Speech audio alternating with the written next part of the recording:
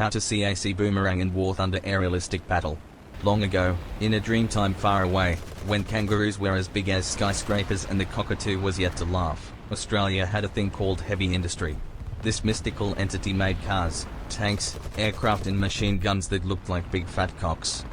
As John Curtin said in his famous radio speech, "Give Billabong. How much can a koala bear?"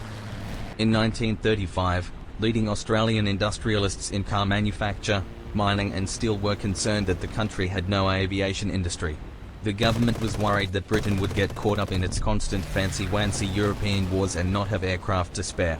The Air Force thought that American technology was better suited to Australian needs. Lawrence Wackett went round the world and came back with a license to build the North American NI-16, which became the CAC Wirraway. Britain wanted Australia to buy more Hawker Demons, but the RAAF was like, "Siggy butt brain scoffing on them durries all day all night, you got Siggy butt brain." The Wirraway was used as a trainer in Australia, a bomber in Singapore, a fighter in Rabaul, and army cooperation in New Guinea. Even though a Wirraway shot down a Ki-43 Oscar, it was not a fighter aircraft. The land of bronzed budgie smugglers needed something better. To make matters worse, in 1941 all Australia's good stuff was in North Africa, the Singapore strategy had sunk as quickly as the Repulse, and the Japanese were close to cutting off Australia and America's lines of communication. At this point, Australia was so poor it had to give itself an erection so there was somewhere to hang the towel after a shower. What this thirsty outdoor dunny nation needed was a panic fighter. Victoria is good at two things: losing state of origin matches and reading the fine print in contracts.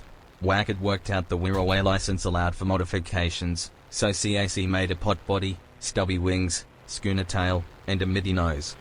But what about guns? In the beginning, back in 1939, blokes didn't know about Hispano guns and all that jive.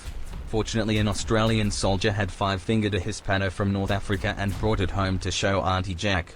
The cannon was reverse-engineered and soon it was ripping the Boomerang's bloody arm off. CAC thought the 707 Brownings lacked punch, they sussed it out, and put 4,000 rounds in the wings to make up the difference with volume. This was a fair suck of the sauce and chew as apples. There are two Boomerangs in the game and you have to buy the first before you can buy the second one. Should you buy both Boomerangs?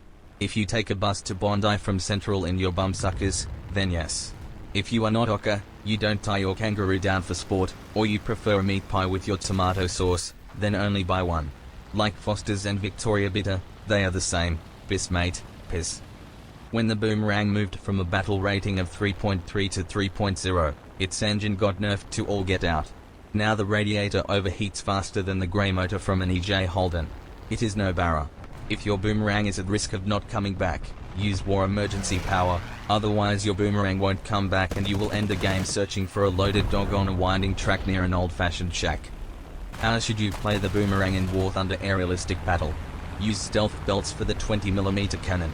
You only have 120 rounds and you want each round to have Terry Lamb punching power, not wet noodle Greg Norman. The Hispano and Brownings have the same muzzle velocity, like Steve Mortimer and Steve Morris in the Star World gift from scratch. The cannon and machine gun rounds will break the tape at the same time. The scorcher of an engine means you are no myocardial failure. Luckily the Boomerang turns pretty well for its BR. Avoid Spitfires and Zeros, be wary of yaks, have a go you mug, you will be Bonza Beauty, with none of that Clayton's blooming onion brown-eyed mullet. Tojo held a summit in Tokyo on what Japan needed to kick the United States out of the Solomons. When Tojo turned to Saburai Saki he asked, "And you, what do you want?" Saki replied, "I'd like a squadron of Boomerangs for my Tainen coup."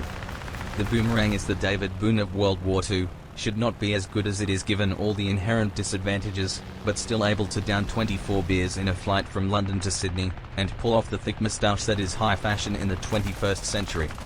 Onya Boomy. And Onya Boomy.